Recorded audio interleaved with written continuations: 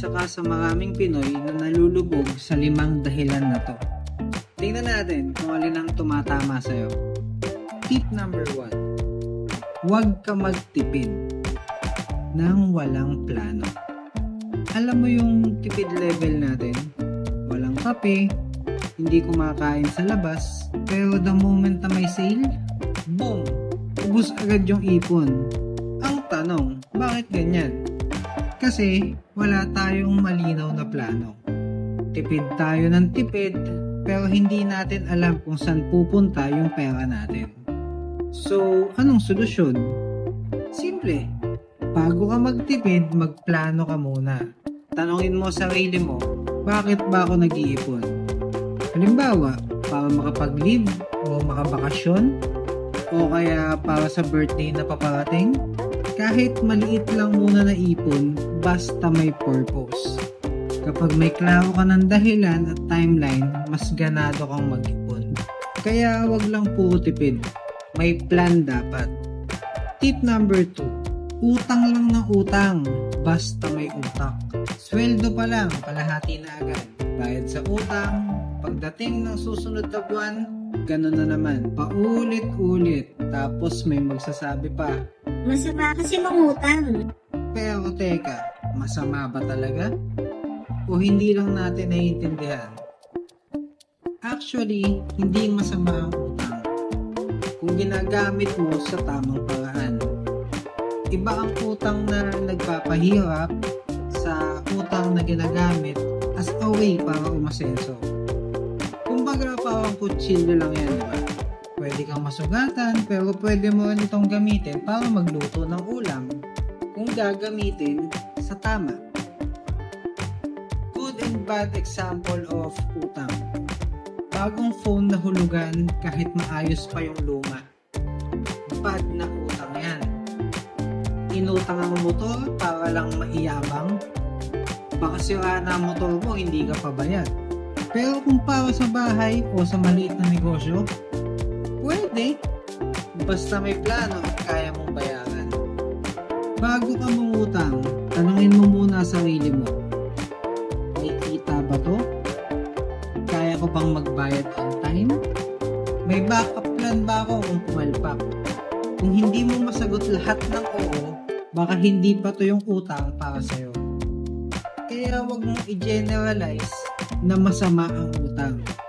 Hindi ito masama, pero dapat may utak. Tip number 3. Lumabas sa comfort zone. Gusto mong yumaman pero ayaw mong magbago? Hindi pwede yan. Gusto mong umasenso pero ayaw mo ng pagod. Ayaw mo matuto. Ayaw mo masaktan o mapahiya. Paano? Hindi ka yayaman kung tuwag ka at nasa comfort zone lang. Lahat ng growth nasa labas nun. Kaya kung gusto mong umangat, kailangan mong sumubok. Kailangan mong matuto, magkamali at bumangon ulit. Example, gusto mong kumita online pero ayaw mong aralin. Gusto mong mag-business pero takot kang malugi. Gusto mong umangat sa trabaho pero ayaw mong sumubok ng bago. Comfort zone, masarap sa simula, pero yan din ang dahilan kung bakit hindi ka umaasenso. Hindi kailangan ng biglang pagbabago. Kahit maliit, basta palabas ng dati mong ikot dahil walang pagbabago kung ayaw mong gumawa ng bago. Tip number 4. Mag-ipon para sa emergency. Bakit kahit gaano ka kasipag, laging kulang ang pera? Isa yan sa mga dahilan, walang ipon para sa emergency. Bigla ang gasto sa gamot, sira na gamit sa bahay, o di kaya yung hindi planadong repairs. Kung wala kang ipon, paano mo babayaran? Kapag walang emergency fund, kailangan mong umutang o gumastos ng sobra. Dito nagsisimula yung financial loop na hindi ka umaasenso. Kaya unahin mo ang pag-iipon para sa emergency bago ang luho o mga travel plans. Magsimula sa maliit na halaga pero consistent. Kahit maliit lang kada sweldo, importante ang habit para pag may problema, ready ka. Tip number 5, hindi ka nag-i-invest sa sarili mo. Trabaho ng trabaho pero walang bagong natututunan. Paano ka? At yung ginagawa mo ngayon, kaya din gawin ng iba. Kaya yung sweldo, pareho din sa iba. Walang bago kasi wala kang bagong alam. Wala kang lamang. Kung hindi ka nag-i-invest sa sarili mo, sa skill, knowledge o mindset, hindi lalaki ang value mo sa trabaho o negosyo. Ang dali mong palitan.